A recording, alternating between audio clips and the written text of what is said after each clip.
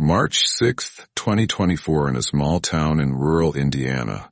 The body of a young housewife is discovered in a secluded field. As the investigation unfolds, the police uncover a shocking scandal involving a Christian priest, an affair, and abortion, and ultimately murder in the quiet town of St. Mary's Parish, where everyone knows each other's business. Emma Richardson lived what many would call an ideal life. She had a beautiful home, 2 lovely children, and a hard-working husband, John.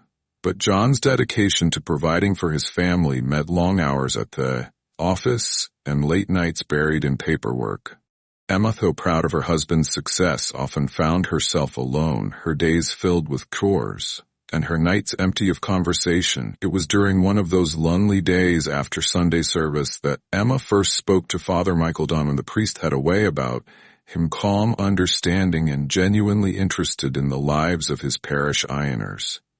Emma admired how he always seemed to have the right words for those in need. They started with small talk, discussing the sermon or the latest community event, but as the week passed, their conversations grew deeper. Father Michael would ask about Emma's well-being, and she found herself opening up in ways she hadn't with anyone else as she told him about her loneliness, how John was never around, and how she felt like just another piece of the furniture in her own home.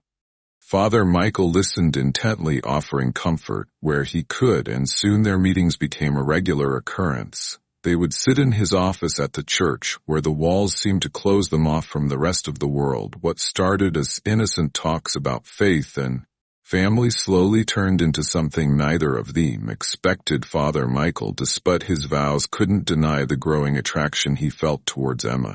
She in turn found in him the attention and care she's desperately missed. Their first kiss happened on a cold December evening.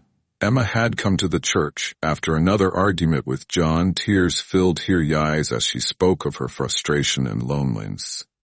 Father Michael reached out to comfort her, and before either of them could think their lips met, the guilt was immediate. But so was the passion from that moment. They were bounding a secret that would eventually destroy them both. By January, just a month after their first kiss, Emma began feeling the signs. She was often tired, felt nauseous in the mornings, and her emotions were a lover. The places she suspected what it might be, but didn't want to face it. The thought that she could be carrying Father Michael's child filled her with both excitement and dread. On evening after putting the children to bed, she took a pregnancy test. Their hands trembled as she waited for the result. When the 2 lines appeared, confirming her fears, she sat on the bathroom floor, tears streaming down her face. What was she going to do?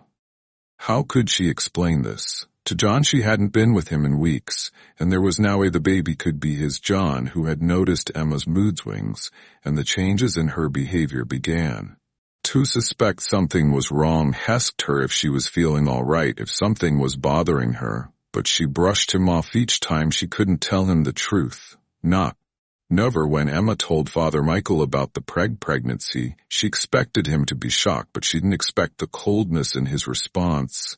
He was horrified, not by the life they had created, but by what it meant for him. He knew that if the affair came to light, they would lose everything: his position in the church, their respect of the community, and his very soul. You have to get rid of it, said bluntly, his voice devoid of the warmth that once drew her to him. Emma was stunned. She had thought, perhaps foolishly, that they could find a way to make it work, that maybe this baby was a sign that they were meant to be together. But Father Michael saw the baby as nothing more than a threat to his carefully constructed life. Father Michael was relentless. Day after day he pressured Emma to get an abortion. He reminded her of the scandal it would cause, how it would destroy both their lives. She told her that they had sinned, and the only way to atone was to erase the evidence of their wrongdoing. Emma, caught between her love for him and her own guilt, eventually agreed. In mid-February she made the call. The clinic was hours away in City, where noon would recognize her father. Michael drove her there, both of them silent for most of the trip. When they arrived, he stayed in the car, leaving her to walk into the cold clinical building alone. The procedure was quick. But left Emma feeling empty, as if a part of her soul had been taken away. When it was over, Father Michael drove her back to St. Mary's Parish, Neither of them spoke about what had happened, but the weight of the secret bore Emma she felt every time he looked at their children, every time he knelt to pray, and every time he saw Father Michael behind the altar. The man who had once been her confidant, their lover, was now a constant reminder of her sin, and the life she had ended. The days following the abortion were filled with silence between Emma and Father Michael. They barely spoke, and when they did it was as if they were strangers. Emma couldn't shake the feeling that she had lost more than just a child. She had lost a part of herself.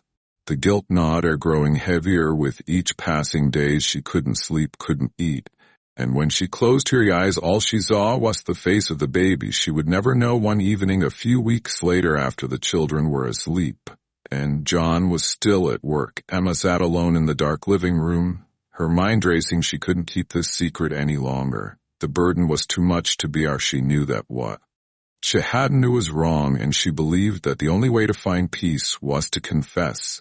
But confessing to God wasn't enough. She needed to confess to the world. The next day she went to the church, her heart pounding in her chest. Father Michael was in his office, and when he saw where he knew something was wrong, she told him that she couldn't live with the secret anymore, that she had to tell the congregation about their affair and the abortion. It was the only way, she said, to atone for their sins. Father Michael's face turned pale. Asha listened to her. He tried to reason with her, to tell her that confessing would only cause more pain, not just for them but for their families and the entire community. But Emma was determined. She had already made up her mind that nothing he said could change. Desperation crept into Father Michael's voice as she begged her to consider. He told her that if she exposed them, his life as a priest would be over. He would lose everything, his job, his home, his reputation. But Emma stood firm. She had lived with the guilt for too long, and she couldn't do it anymore, seeing that she wasn't going to back down. Father Michael's desperation turned to anger. He couldn't let her destroy everything he had worked for that night. As Emma left the church, Father Michael followed her. He pleaded with her one last time, but when she refused again, something in him snapped. In a moment of blind panic, she grabbed her by the throat and squeezed. Emma struggled here, eyes wide with shock, but Father Michael didn't stop until she was still. When it was over, he looked down at Emma's lifeless body. Horror was hanging over him. He had committed the ultimate sin. He had taken a life, but there was no time to think about that. Now he had to get rid of the evidence. He carried Emma's body to his car, drove to Armoke Field outside of town, and left her there, hoping that noon would ever find her. On the morning of March 6, 2024, a local farmer named Joe Matthews was out checking his fields when he saw something unusual in the distance. As she got closer, his heart skipped a beat. It was a body, a woman laying face down in the dirt. He immediately called the police, and within minutes, the quiet town of Setmore, Rice Parish, was buzzing with activity. The police arrived on the scene and quickly identified the body as Emma Richardson, a well-known and respected member of the community. There were obvious signs of struggle, but the marks on her neck suggested she had been strangled. The officers began canvassing the area, looking for any clues that might explain what had happened. By the evening of March 8th, the police had notified Emma's husband, John Richardson. He was devastated by the news and had no idea who could have done this to her. During questioning, her revealed that Emma had been distant and troubled in the months leading up to her death, but hadn't known why. The officers took note of this, but at the time, John's grief seemed genuine, and they didn't consider him a suspect. Over the next few days, the investigators delved deeper into Emma's life, searching for any leads. On March 10th, they came across something that caught their attention. Emma's phone records. There were numerous calls and text messages exchanged between Emma and Father Michael Donovan. The frequency and the timing of the messages were unusual, especially considering the priest's vow of celibacy. The investigators began to suspect that there was more to their relationship than met the eye. Determined to find out the truth, the police obtained a warrant to Emma's home on March 12th. During a thorough search of her belongings, they discovered a hidden journal tucked away in a drawer. The entries in the journal were shocking. Emma had written about her affair with Father Michael. in detail describing her feelings of guilt, the abortion, and her plan to confess everything to the congregation. The discovery of the journal turned the investigation on its head. The police now had a clear motive and a prime suspect. They knew they needed to bring Father Michael in for questioning, but they also knew that they had to proceed carefully. The case was about to take a dramatic turn, and the community would soon learn that the man they had trusted and admired was not who they thought there was. The investigation deepened. The detectives knew they had to handle the case delicately. St. Mary's Parish was a small, close-knit community, and Father Michael was a respected figure. The revelation that he could be involved in Emma's death would send shockwaves through the town.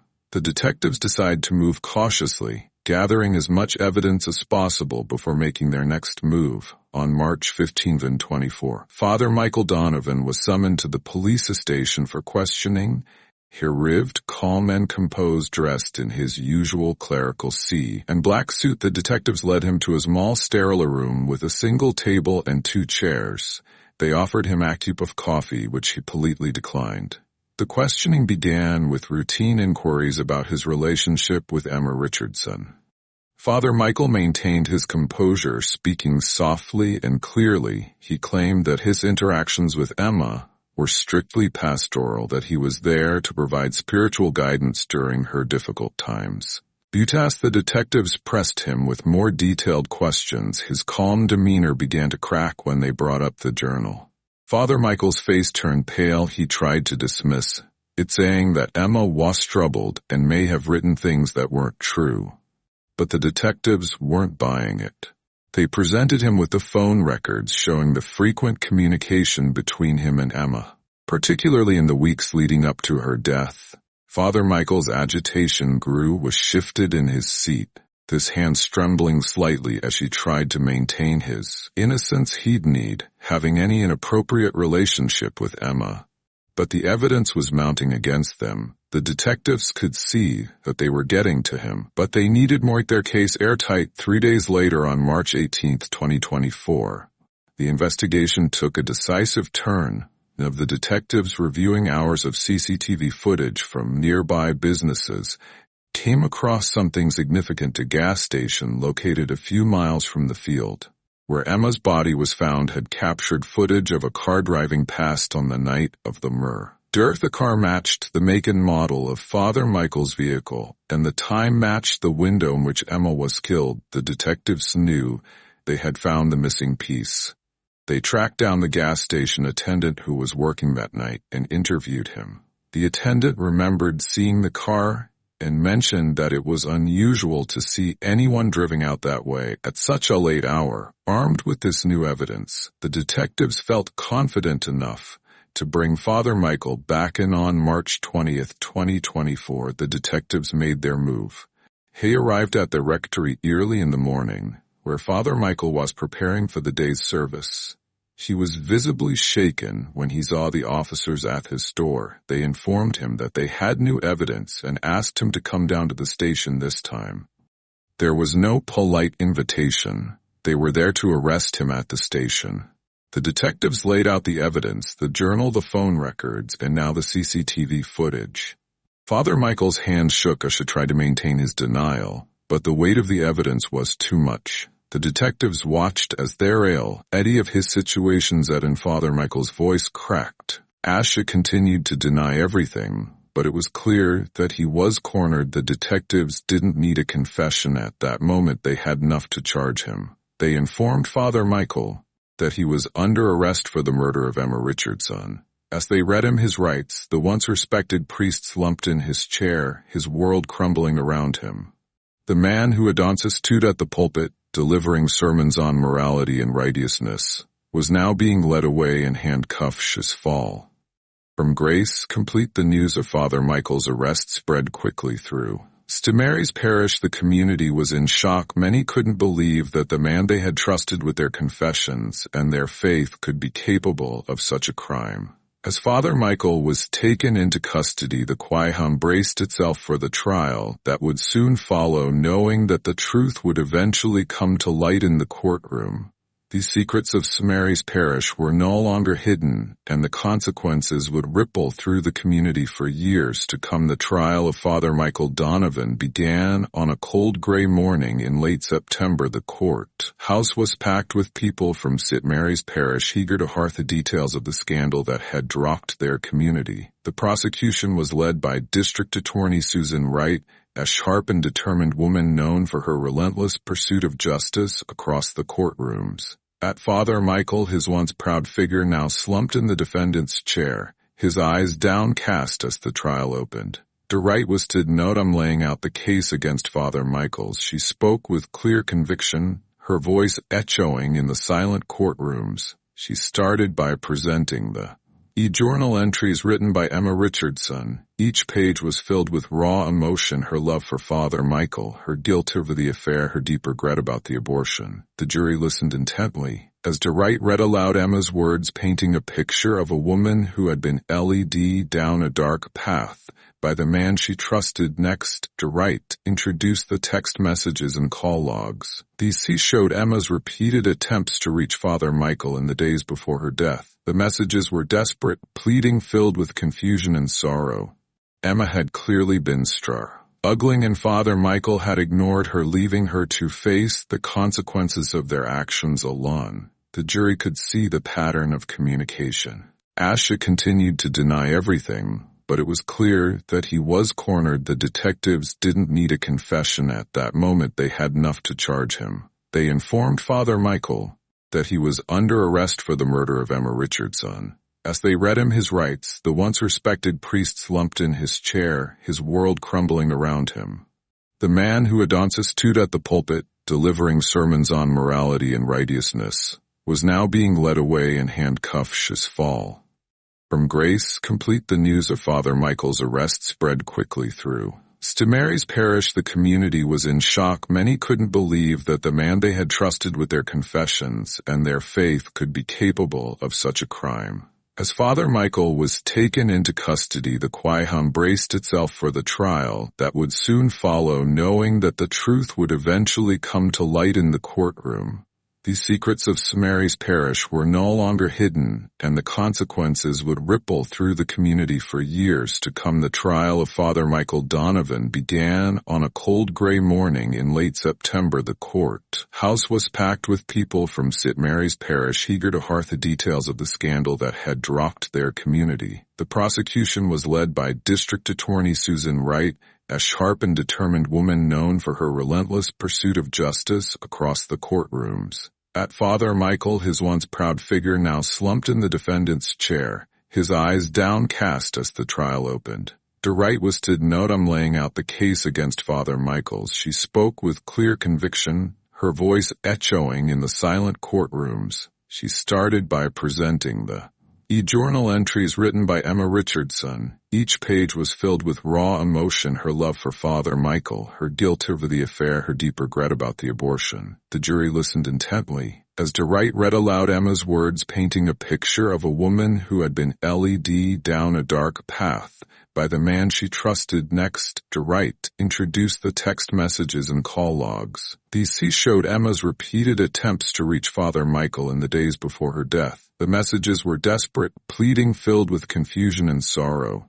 Emma had clearly been struggling, and Father Michael had ignored her, leaving her to face the consequences of their actions alone. The jury could see the pattern of communication. The way Emma's messages became more frantic as the days went by, and the coldness of Father Michael's brief, dismissive responses. But the most damning piece of evidence came in the form of the CCTV footage from the gas station. The grainy video showed Father Michael's car driving toward the field where Emma's body was later found. It was late at night, the road deserted, and the timing matched perfectly with the window in which Emma was murdered. The prosecution also presented forensic evidence, tiny fibers found on Emma's clothing that matched the interior of Father Michael's car, and traces of soil on his shoes that matched the field where her body was discovered. As the prosecution's case unfolded, Father Michael's defense team, led by a seasoned attorney named Richard Green, prepared to counter when it was their turn. Green stood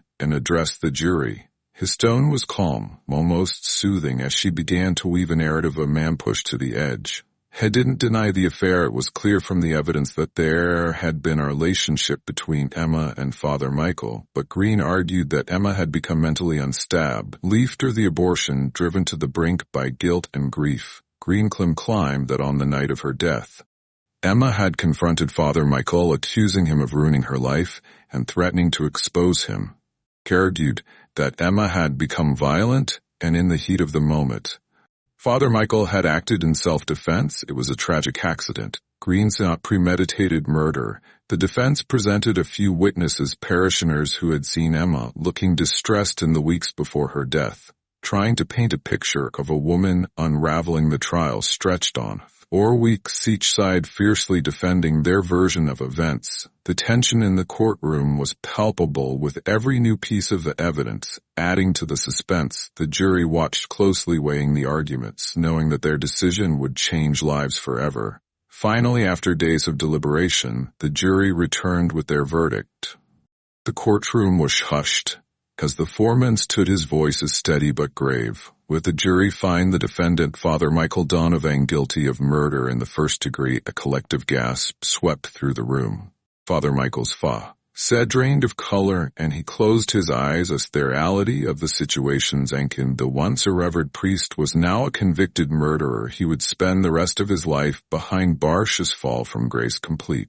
As the judge pronounced the sentence, life in prison, without the possibility of parole, the weight of the verdict settled over the courtroom. The people of St. Mary's Parish, who had once looked up to Father Michael as a moral guide, now's a whim for what had become the trial, had revealed the darkest secrets of their community, and the truth once hidden could never be ignored. As Father Michael was led away in handcuffs, the courtroom slowly emptied. The story of Emma Richardson and Father Michael Donovan would be told for years to come, a cautionary tale of love, betrayal, and the ultimate price of some. The people of St. Mary's Parish returned to their lives, forever changed by the events that had unfolded in their midst.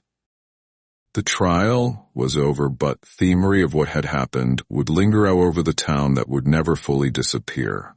We hope you enjoyed this true crime story as much as we do making this video. Subscribe to the channel to see more crime stories, and click here to see another thrilling story about true crime.